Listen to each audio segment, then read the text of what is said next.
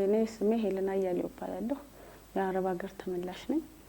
ያው የመጣሁበት ሪዝን ልጅ ወልጄ ነበርና የሄድኩት ያው በአጋጣሚ ማዘርሽ ሞተች ሲሉኝ ከ6 አመት በኋላ ነው የመጣሁት ወደዚህ። ያው ወደዚህ ስመጣ እዚህ ያው እንትን ነበረ የጦርነቱ ነበር።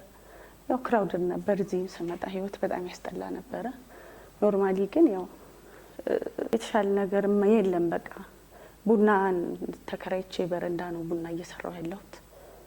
ለምን ደግሞ ያ ምንም እንትን የለም፣ የተደረገልን ድጋፍ የለም።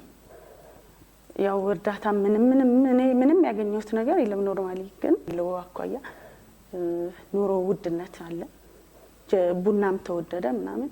እንደገና ደግሞ መልሼ ወደ ዌይተርነት ነው የገባሁት፣ አስተናጋጅነት ማለት ነው። እያስተናገድኩኝ ነው ያለሁት አሁን ማለት ነው። ስለዚህ የተደረገ ድጋፍ የለኝም እኔ ሜቢ ግን አሁን ዛሬ እንትን ያልኩበት ፕሮጀክቱ ያው ተስፋ ያለው ይመስለኛል ወደፊት ማለት ነው። በዚህ በፕሮጀክቱ እንትን ትንሽ መስሪያ ቦታ ኢቭን መንግስት እንትን ቢልልን የብድር አገልግሎት ቢመቻችልን መስሪያ ቦታ በእንደዚህ ለተመላሾች ለእንትኖች ቢሰጣን ሰርቼ እንትን እንደምል ሙሉ ተስፋ አለኝ እኔ ማለት ነው። ይሄ ድርጅቱ አሁን በጣም አሪፍ ሀሳብ ነው ዛሬ አሁን የተረዳሁት። ጥሩ ነው ብዬ አስባለሁ። የወደፊት ተስፋዬን የኔም ብቻ ሳይሆን የልጄንም ትንሽ እንትን ምል ይመስለኛል።